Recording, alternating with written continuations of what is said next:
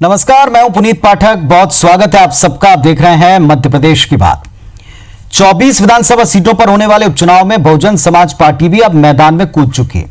बसपा ने 24 विधानसभा सीटों के उपचुनाव अपने बूते पर लड़ने का ऐलान कर दिया।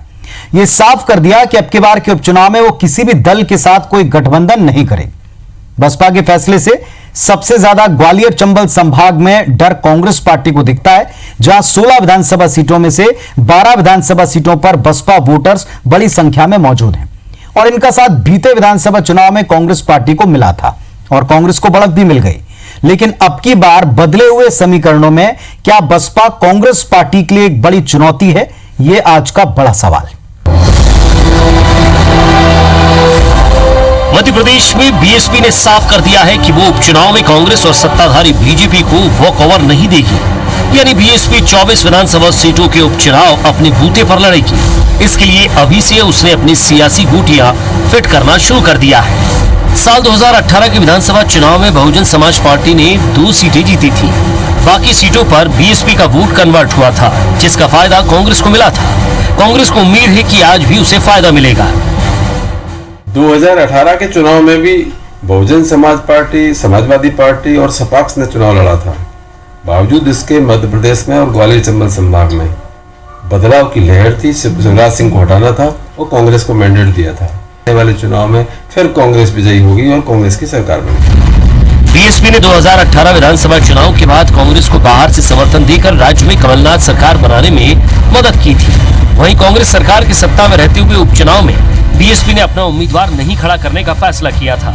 लेकिन बदले सियासी घटनाक्रम के बीच बीएसपी ने भी सभी 24 विधानसभा सीटों पर अपने उम्मीदवार खड़े करने की तैयारी कर ली है। उधर बीजेपी का कहना है कि उससे कांग्रेस को ही नुकसान होगा। दलित समाज में संदेश है कि उनकी आवाज भारतीय जनता पार्टी ही उठा सकती है। बहुजन समाजवाद पार्टी तो अवसरवादिता का प्रतीक है।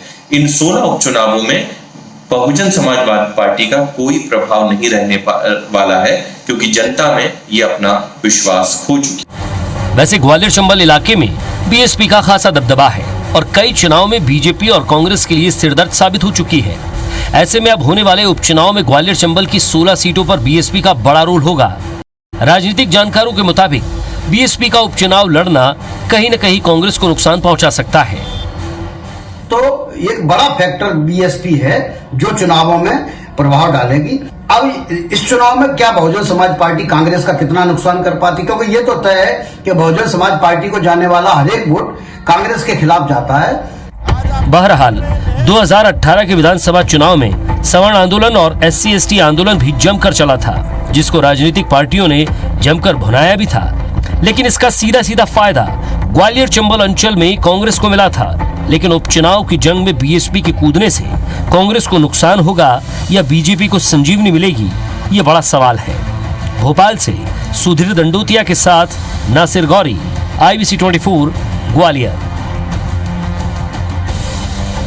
तो ये बात तो तय है कि जिस इलाके में बसपा का वर्चस्व रहा है, प्रभाव रहा है, उत्तर प्रदेश से लगते इलाके, बुंदेलखंड का हिस्सा, चंबल का वो हिस्सा जहां पर उपचुनाव की ज्यादातर सीटें आती हैं, वहां पर एक बड़ा उलटफेर हुआ। अगर नुकसान कांग्रेस को होता रहा है, ये इतिहास है, तो ये भी सच है कि उस इलाके में कांग्रेस का पर्याय रहा सिंधिया खेमा अब भारतीय जनता पार्टी का हिस्सा है। तो क्या अब भी कांग्रेस पार्टी को बड़ा नुकसान होगा या भारतीय जनता पार्टी को भी इससे असर पड़ सकता है? ये एक बड़ा प्रश्न है। हमारे साथ में एक पैनल जुड़ रहा है, परिचय आपसे कराते हैं। इस पैनल में आज हमारे साथ में प्रदेश के पूर्व मंत्री विजेंद्र सिंह राठौर साहब। नमस्कार राठौर जी, स्वागत है आपका। लाल सिंह आर्य जी हैं, पूर्व मंत्री, हमारे साथ जुड़े हुए हैं। आर्य साहब नमस्कार, आपका भी बहुत स्वागत है। और भीमसेन पहाड़िया जी भी हमारे साथ में जुड़े हुए हैं बसपा से, जिसको लेकर आज की हम चर्चा कर रहे हैं और वो भी बताएंगे। सबसे पहले विजेंद्र सिंह राठौर साहब, आपसे प्रश्न है। ये तमाम जो राजनीतिक कयास लगाने वाले राजनीतिक पंडित हैं, उनका मानना है कि ये बसपा अगर ताल ठोकती है, उपचुनाव में साथ आती है आपके, तब तो ठीक है, लेकिन अगर अलग से जाकर के चुनाव लड़ती है जैसा मौजूदा ऐलान है, तो नुकसान कांग्रेस को बड़ा होगा।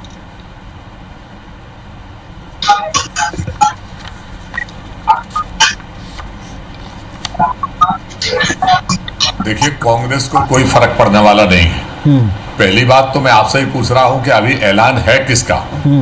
ये जो ऐलान की बात होती है, रणनीति की बात होती है, वो आपके चैनलों पे नहीं, वो बंद कमरों के अंदर होती है। तो अभी ये बहुत जल्दी है, अभी बहुत वक्त है, वक्त के हिसाब से बहुत सी चीजें बदलती भी हैं और आप भी जानते हैं इस बात को, और जितने लोग आवाज हमारी सुन रहे हैं वो भी इस बात को समझते हैं। तो अभी क्या होगा इसके ऊपर अभी कोई गारंटी नहीं है। तो डिबेट पहले, मेरे हिसाब से तो ये डिबेट जो आज बीएसपी को लेकर हो रही है, ये कोई बहुत चिंता का विषय नहीं है। आज चिंता इस बात की होनी चाहिए, डिबेट भी इस बात की होनी चाहिए कि जो हजारों लाखों मजदूर परेशान होकर वापस लौटे हैं, उनकी सरकार ने खाने पीने की व्यवस्था की कि नहीं, उनके पीने की व्यवस्था है कि नहीं, 100 रुपए में जो यूनिट की बिजली का मिलता था वो आज हजारों में बिल आ रहा है, उसके लिए कोई व्यवस्था है कि नहीं, जो किसानों का कर्जा माफ होते होते अनैतिक तरीके से सरकार गिराने में चूक गए जो किसान, उनका कर्जा माफ होगा कि नहीं। खैर, आपने विषय चुना, उस पर मैं कुछ बोल नहीं सकता, लेकिन जो आपने चुना है, मैं आपसे बड़ा स्पष्ट करना चाहता हूं कि कांग्रेस के ऊपर इसलिए कोई फर्क नहीं पड़ता कि कांग्रेस जाति के आधार पर और धर्म के आधार पर या किसी वर्ग के आधार पर नहीं चलती, सबको लेके अपने काम में भरोसा करती है। जहां 24 सीट का चुनाव है, जो लाखों लोग परेशान हुए हैं, आप जरा परिदृश्य देखिए, आप अपने टीवी चैनल के माध्यम से देखिए कौन है जो इनकी तकलीफ पे खड़ा हुआ है, कौन सी पार्टी है जिनकी आप बात कर रहे हो, कहाँ नजर आई ये पार्टियां, कहाँ लोग थे। तो ये क्या वर्ग देखता नहीं है, और ये वही वर्ग है जो सबसे ज़्यादा मजदूरी वर्ग में काम करने के लिए जाता है, जो मुख्य वोटर है। तो इनके ऊपर कोई फर्क पड़ने वाला नहीं है। उनको मालूम है कि उनकी तकलीफ में सरकार का खड़ा होना तो था ही, उनको तो खड़ा होना ही चाहिए था। बकर अगर कोई खड़ा हुआ अन्य दल, तो वो कांग्रेस पार्टी खड़ी हुई है, इसलिए कोई फर्क नहीं पड़ता। और ये जो खास तौर से चुनाव हैं 24 सीटों के ऊपर, ये चुनाव कांग्रेस और भारतीय जनता पार्टी के नहीं है, ये चुनाव देश के भविष्य के हैं, मध्य प्रदेश के भविष्य के हैं। क्योंकि अगर एक बार ये परपाटी पड़ गई कि खरीदो फरोदो सरकार बदलो, तो आगे भविष्य में अपने पैर के ऊपर कुल्हाड़ी हमारे प्रदेश के लोग, देश के लोग मारेंगे। ये कभी कोई माफ इनको नहीं कर सकता। इसलिए अब समझदार लोग हो गए हैं, ऐसी गलती करने वाले नहीं हैं, ये ऐसे विश्वासघातियों के ऊपर भरोसा नहीं करेंगे। ये कांग्रेस पार्टी के साथ ही गरीब तबका जो है जाएगा और अन्य लोग जाएंगे, ये मैं पक्के तौर पर अपने विश्वास और पहली बात तो राठौर साहब, जैसा आपने कहा कि इस समय का विषय क्या होना चाहिए, बड़ी बात है। आपकी बातों का सम्मान करते हुए, पूरा सम्मान रखते हुए, आपका लंबा तजुर्बा है और आप भी आज की तारीख में, आज आप अलग विषयों पर, जो आज के मौजूद विषय हैं उस पर आप हमारे साथ जुड़ते रहें और आप बात करते हैं। बातों का सिलसिला होता है और जब कभी उपचुनाव हो या किसी भी तरह के चुनाव हो तो राजनीतिक हर एंगल टटोला जाता है। धर्म और क्षेत्रीयता के आधार पर टिकट बांटने से लेकर समीकरण साधने तक दल हर चीज़ को देखते हैं, ये बात भी तय है। इस समय पर्दे के सामने कुछ नहीं हो रहा, लेकिन पीछे सब कुछ हो रहा है, बात आप भी जानते हैं। चलिए, भीमसेन पहाड़िया साहब हैं। भीमसेन जी, सबसे पहली बात यह कि बसपा, जैसा अभी आप सुन रहे थे राठौर साहब को, क्या अभी ये बहुत दूर की बात है? क्या बसपा ने कोई मन नहीं बनाया? क्या ये बात हवा में है? क्या पार्टी अपने उम्मीदवार नहीं उतारने वाली इन सीटों पर? पहले तो ये क्लियर कर दें। ये राठौर साहब की गलत फहमी है, क्योंकि बहुजन समाज पार्टी जो कहती है वो करती है। और माननीय बहन कुमारी मायावती जी ने जो घोषणा की है, और उसके बाद हमारे प्रदेश के मुखिया इंजीनियर रमाकांत जी ने जो घोषणा की है, तो वो कोई थोथी घोषणा नहीं है। ये बिल्कुल बहुजन समाज पार्टी किसी भी दल के साथ वो नहीं करेगी और स्वतंत्र रूप से अपने बलबूते पर चुनाव लड़ेगी। और इसमें निश्चित रूप से, अभी वो कह रहे थे कि कांग्रेस और भाजपा में, मैं ये कहना चाहता हूँ, चंबल और जहाँ ये सीटें हैं, 24 सीटें हैं, ये 24 की 24 सीटों में हम वो बहुमत पाएंगे कि जिससे कांग्रेस और भाजपा दोनों की हम गढ़ बिगाड़ेंगे निश्चित रूप से, और हमारी बहुजन समाज पार्टी के बिना किसी की सरकार नहीं बनेगी। चलिए, लेकिन अब एक बात ये भी है कि आप ज़्यादा नुकसान किसको पहुंचाएंगे? आपके होने से फ़ायदा किसको होगा? आपने तो कह दिया कि तमाम सीटों पर हम जीतेंगे, लेकिन प्रैक्टिकलिटी, व्यवहारिकता, पिछला इतिहास आप भी जानते हैं कि कितनी सीटों पर आपका दबदबा है। आप अकेले तौर के ऊपर वहाँ पर पूरी तरह चुनकर आ पाएँ, ये थोड़ा सा अतिरेक लगता है। लेकिन इतना ज़रूर है कि आपके होने से दूसरे समीकरण बिगड़ते हैं, बनते हैं, किसी को सपोर्ट करते हैं, किसी को नुकसान पहुँचाते हैं। एक गणित जो लगाया जा रहा है कि आपके होने से कांग्रेस को नुकसान होगा, इस पर पहली प्रतिक्रिया मैंने पूछी और आपने सुन भी ली। आपको क्या लगता है, जो प्रदेश में सरकार के साथ हुआ उसका और उसके बाद का जो नतीजा है, अभी प्रदेश जो भुगत रहा है, उसमें बसपा किस दल के साथ में दिखाई पड़ेगी अगर ऐसा हुआ तो? देखो, जो बहुजन समाज पार्टी का आखिरी निर्णय माननीय बहन कुमारी मायावती जी का रहता है, हमारे राष्ट्रीय अध्यक्ष।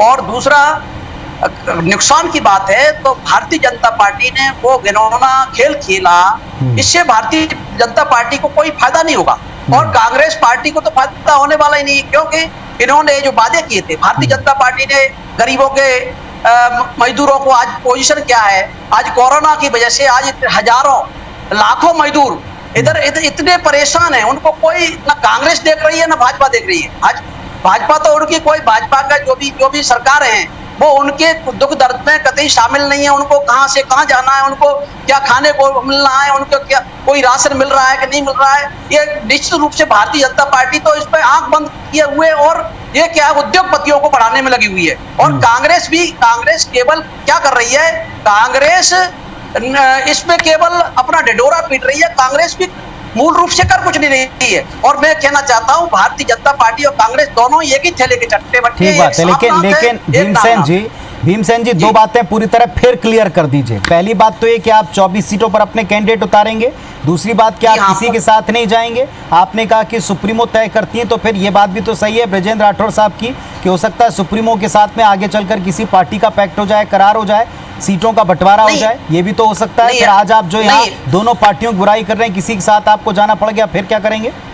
नहीं, अभी माननीय बहन जी जो अभी इस चुनाव हम स्वतंत्र रूप से, निश्चित रूप से हम बिना किसी के साथ जाए चुनाव लड़ेंगे, ऐसा माननीय ऊपर से हमारा आदेश है माननीय बहन जी का, माननीय प्रदेश अध्यक्ष जी का।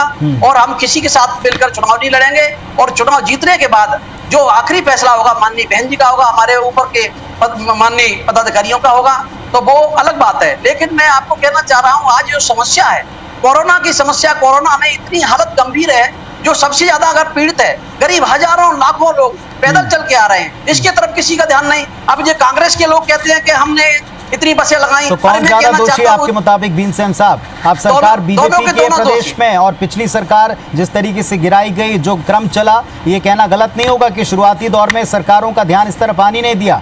इतनी उठापटक मची थी मार्च के महीने में कि जब कोरोना को लेकर प्रायर तैयारी करनी थी, तब सरकार को बिजी रखा गया, आधा मंत्रिमंडल कहीं आधा मंत्रिमंडल कहीं, और सब सरकार बचाने में और आधे लोग गिराने में लगे थे। तो कौन ज्यादा दोषी आज कोरोना की परिस्थिति के लिए, अगर आज ही के हालात पर आपसे कॉमेंट लूं?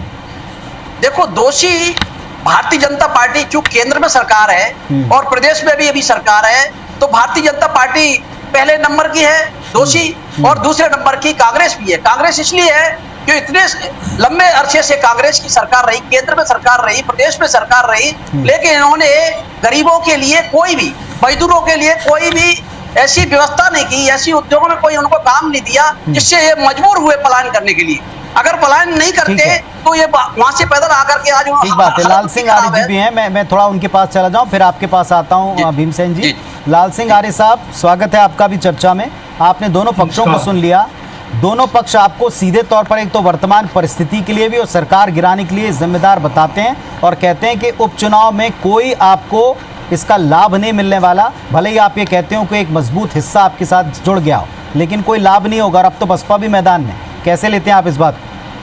पाठक जी, दोनों लोगों ने अपना जो वक्तव्य दिया है उसके लिए मैं कहना चाहता हूँ कि जाकी रही भावना जैसी, प्रभु मूरत देखी तिन तैसी। पाठक जी, दोनों ही नेताओं को मैंने सुना है। आदरणीय राठौर साहब ने एक नहीं कई प्रश्न ऐसे उछाल दिए जिनका कोई आधार नहीं था। कोरोना को लेकर केंद्र सरकार को घेरने का दोनों लोगों ने काम किया। मैं आप लोगों से पूछना चाहता हूँ, यदि लॉकडाउन नहीं होता तो आज कम से कम 30 लाख लोग मरीज होते और लाखों की संख्या में लोग खत्म हो गए होते, क्योंकि अमेरिका में जहां 32.5 करोड़ लोग केवल हैं, वहां 16 लाख लोग संक्रमित हो गए, 1 लाख लोग खत्म हो गए। नरेंद्र मोदी ने समय पे स्टेप लिया, किन के लिए? ना कांग्रेस के लिए, ना बीजेपी के लिए, ना बसपा के लिए, ना किसी जाति के लिए, ना किसी धर्म के लिए।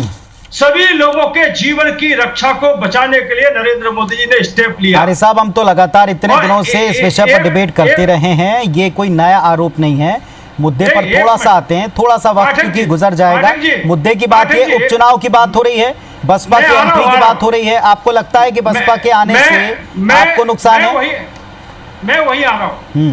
170 लाख करोड़ लोगों गरीबों को एक बड़ा पैकेज सरकार ने दिया जो गरीबों के हित में गया, और 500 करोड़ का अभी भी केंद्र सरकार ने दिया है जो मजदूरों को लाने ले जाने के लिए है। मध्य प्रदेश की सरकार ने भी 11,000 करोड़ का ऐलान किया है मजदूरों के लिए। अब ये विषय ये रहा, मैं उधर ज्यादा नहीं जानना चाहता। मैं ये कहना चाहता हूं मध्य प्रदेश में जहां तक कह रहे कोरोना की बात क्यों कर रहे हैं, कोरोना की बात करना चाहिए, चुनाव की नहीं करना चाहिए। अब राठौर जी की प्रदेश की बैठक हुई है, उसमें अजय सिंह ये कहते हैं कि राकेश चौधरी को टिकट मिल गया तो मैं इस्तीफा दे दूंगा, तो वहां तो चुनाव की बात ही हो रही थी। इसका मतलब यह है कि लोकतंत्र में यदि विधायकों का इस्तीफा हुआ है तो स्वाभाविक है समय सीमा के भीतर चुनाव भी होना है, तो चुनाव होना। अब जनता भी इतनी बात समझती है लाल सिंह आर्य साहब कि पार्टी के दफ्तरों में जाहिर तौर पर सिर्फ कोरोना से बचाव को लेकर के बातें नहीं होती, टिकटों को लेकर के भी बातें होती हैं। जितने लोग बीजेपी के भी लालायत हैं टिकट के लिए या मंत्रिमंडल में स्थान पाने के लिए, वो जिस तरह से आलाकमान या नेताओं के चक्कर लगा रहे हैं, वो जाहिर तौर पर कोरोना के संक्रमण काल में इंतजामों के लिए ही नहीं जा रहे हैं, उसके अलावा वो टिकटों के लिए भी जा रहे होंगे। इसलिए थोड़ा सा प्रैक्टिकल होकर के बात किया कीजिएगा तमाम लोगों को भी समझ में आए कि क्या सोच चल रही है। पाठक जी, मैं वही बात कर रहा हूँ जी। जहां तक राजनीतिक वर्तमान परिदृश्य का मामला है, बसपा का भी एक विषय आया। हाँ जी, ये स्वाभाविक है, बहुजन समाज पार्टी का भी एक बेल्ट है जहां उसका प्रभाव आज से नहीं 20 साल से लगातार चल रहा है। कई सीटें ऐसी हैं जहां वो नंबर 1 पे आई, कई सीट ऐसी 2 नंबर पे भी आई, कई सीट ऐसी हैं जहां तीसरे नंबर पे भी आई है। लेकिन बसपा ने पिछले चुनाव में नुकसान कर दिया, कांग्रेस के पक्ष में वोट गया, ये मैं नहीं मानता। क्यों नहीं मानता कि पिछली बार कांग्रेस ने झूठी घोषणा की थी कि हम किसानों का कर्जा माफ करेंगे, 4,000 बेरोजगारों का बेरोजगारी भत्ता देंगे। ये जो घोषणा की जिसके कारण आम गरीब को लगा कि हमें कांग्रेस बहुत कुछ देने वाली है, ठीक है, लेकिन आज वही गरीब छला हुआ महसूस कर रही है। चलिए, कुल मिलाकर आपकी बात का सार ये कि वायदा उनका था, जनता ने साथ दे दिया, पूरे नहीं हुए, इसलिए नुकसान कांग्रेस का। बृजेंद्र सिंह राठौर साहब, ये बात जो आप कह रहे थे कि बसपा आएगी नहीं आएगी, औपचारिक ऐलान नहीं, ये तो क्लियर है कि उसने ये ऐलान किया है, तभी हम इस पर ये डिबेट लेकर आए हैं। बड़ी बात है कि क्या आपको लगता है कि कांग्रेस पार्टी की सरकार जिस तरह से गई और पिछले चुनाव में बसपा के साथ की वजह से एक बेल्ट आपके पास मजबूती से था, अब अगर वो खुद स्वतंत्र मैदान में रहेगी तो आपके लिए दिक्कतें ज्यादा होंगी? एक आपका हिस्सा मजबूत चला गया सामने वाली पार्टी में, बीजेपी में, और दूसरा जो आपके साथ थे वो अब स्वतंत्र लड़ेंगे।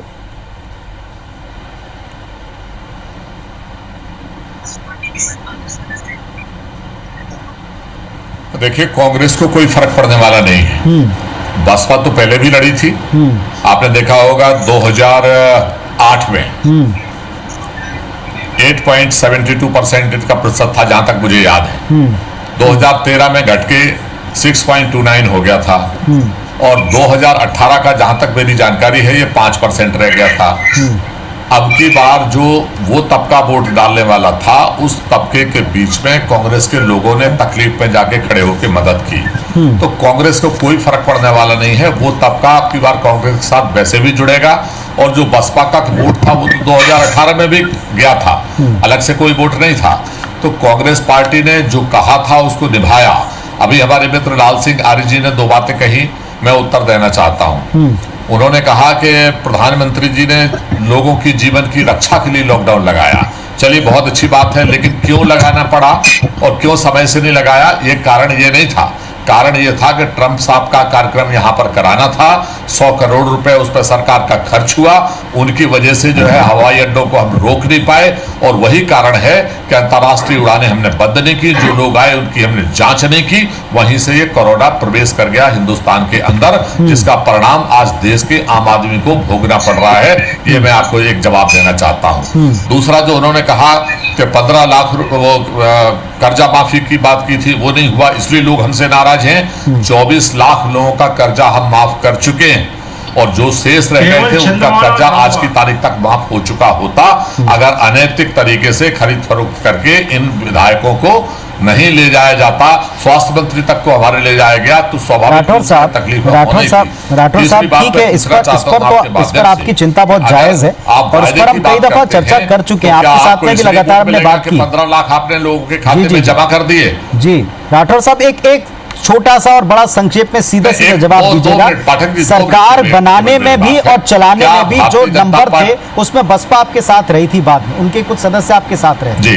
अब अगर वो स्वतंत्र तौर पर लड़ते हैं उस इलाके में जहां पर आपका सबसे मजबूत हिस्सा बीजेपी से जा मिला, जिससे नौबत बनी, नहीं देखिए, क्या पॉलिटिकली इसका नुकसान बड़ा कांग्रेस को नहीं होगा? आपके इस आधार पर कह रहे नहीं होगा?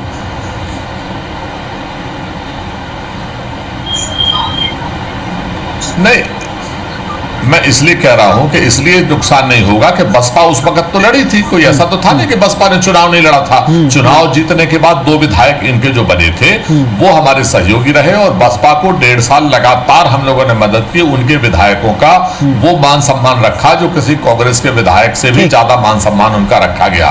जहां तक गरीब की योजना का सवाल है, हमारे मित्र भी कह रहे थे, तो मनरेगा जैसी योजना जो आम गरीब आदमी के लिए बनती है वो कांग्रेस पार्टी ही लेके आई थी, और एक नहीं अनेकों ऐसी योजनाएं हैं जो समय समय के ऊपर कांग्रेस पार्टी ही लेके आती है। भारतीय जनता पार्टी कुछ कहना चाह रहे हैं, बारे में विचार करती है। कांग्रेस पार्टी वो पार्टी है हमारे गरीब से लेके और हर वर्ग का। अजय सिंह जी जो मित्र हमारे बता रहे हैं कि गरीबों के लिए हमने वो किया, इन्होंने गरीब, एक तो पहली बात तो मैं बताऊं, किसानों के जो कहते हैं कर्जा माफ किया, कितने किसान कहाँ हैं? इतने हमारे प्रदेश में देखे वहां कोई नजर नहीं आता। तो उन्होंने अगर कोई किया है, कोई किया होगा तो छिपके अपने अपने लोगों को कर लिया, चाहते लोगों को। और दूसरी बात इन्होंने ये कहा कि हम गरीबों के लिए सरकार बनी, गरीबों की अगर सरकार, आपको सरकार का मौका बनने का मौका दिया, लेकिन आपने उसके गरीबों की कोई नहीं सुनी। आपके केवल जो कांग्रेस पार्टी के जो बसपा के साथियों ने कभी इस बात का विरोध नहीं किया। भीमसेन जी, साथ ही आप लोग भी थे सरकार के, नहीं आपसे भी पूछा जाएगा कि आप लोगों ने तब विरोध क्यों नहीं किया जब किसानों का कर्जा माफ नहीं हो रहा था, या किन लोगों का कर्जा माफ हो रहा था, फिर लोग आप सपोर्ट क्यों करेंगे? बसपा के साथियों ने विरोध किया, मांग भी रखी और मुख्यमंत्री जी के सामने भी मांग रखी। जो यहाँ मुरैना खास करके जो ग्वालियर चंबल डिवीजन में जो 2 तारीख में जो घटना घटी 2 अप्रैल 2018 को, उसमें काफी निर्दोष लोगों को झूठा फंसाया गया, उसकी भी वापस लेने की मांग रखी। इन्होंने वादा किया था कि हम हमारी सरकार आने दो और हम वापस करेंगे, लेकिन ये भी कांग्रेस लेकिन जब मार्च के महीने में सरकार को अस्थिर करने का पूरा प्रयास था, इसमें किसी और दल के भी जो आपके विधायक थे उनकी क्या भूमिका रही, वो कहां जा रहे थे, किनसे मिल रहे थे और उनका मूल मोटिव क्या था, मंत्री पद पाने को लेकर वो उनके बयान, स्टेटमेंट, वो भी जनता के सामने है। चलिए, वक्त जितना कम है, आपने दोनों को कहा कि दोनों को नुकसान होगा। फिर एक बार आर्य साहब के पास में जाता हूं। आर्य साहब, बसपा भी कहती है कि ना कांग्रेस को फायदा पहुंचेगा ना बीजेपी को पहुंचेगा, क्योंकि आप दोनों ने साथ नहीं दिया, मझधार में छोड़ दिया।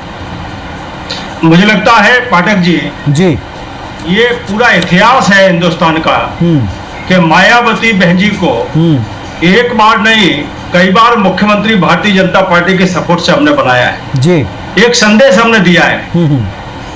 सपा के लोगों ने जब उनके ऊपर जानलेवा हमला किया तो भारतीय जनता पार्टी खड़ी रही। मध्य प्रदेश में केंद्र में गरीबों की सबसे ज्यादा योजनाएं कोई बनाती है तो भारतीय जनता पार्टी बनाती है। बाबा साहब अम्बेडकर के 4 तीर्थ स्थल हैं, वो कांग्रेस ने निर्माण नहीं किया, भारतीय जनता पार्टी ने राष्ट्रीय स्मारक बनाकर तैयार कर दिए जी। इसलिए हम ये श्रद्धा से करते हैं, कोई हम वोट के लालच में नहीं करते। कांग्रेस सदैव दलितों का, चलिए, मौजूदगी का होगा क्या आपकी सेहत पर, बीजेपी की सेहत पर क्या असर पड़ेगा बसपा की मौजूदगी? मुझे लगता है तीनों दल अलग चुनाव लड़ेंगे। हाँ। बहुजन समाज पार्टी हो चाहे कांग्रेस हो, अपने प्रत्याशी तय करेगी और उन प्रत्याशी कैसे हैं, उनका जनमानस में स्वीकारता कैसी है, जातिगत उसका समीकरण क्या है, उनकी सक्रियता कैसी है, क्या कहता है आपका आकलन? कहता है कि बसपा की मौजूदगी से कोई असर पड़ेगा, क्योंकि उनका भी वोट शेयर तो रहा है, भले ही घटता बढ़ता रहा। मुझे लगता है कि बसपा की मौजूदगी से भारतीय जनता पार्टी को कोई फर्क पड़ने वाला नहीं, क्योंकि भारतीय जनता पार्टी का जो वोट बैंक है, पार्टी कह रही कोई फर्क नहीं पड़ेगा, बीजेपी कह रही कोई फर्क नहीं पड़ेगा और बसपा कह रही कि दोनों को फर्क पड़ने वाला है, नुकसान नहीं होगा, ये वक्त बता देगा। जी, वक्त का इशारा है आर्य साहब, बंधाऊ में वक्त से, इसीलिए आप तीनों का धन्यवाद। फिर से हम चर्चा जरूर करेंगे इस फैक्टर की, बसपा की, लेकिन बहुत धन्यवाद। किसको कितना नुकसान या कितना नफा होता है ये चुनाव के मैदान में स्पष्ट होगा, और उसके पहले कि आपने अपने स्टेटमेंट के ऊपर सारे दल कायम रहेंगे, कोई गठबंधन नहीं होगा, ये पहले देखना होगा। धन्यवाद, नमस्कार।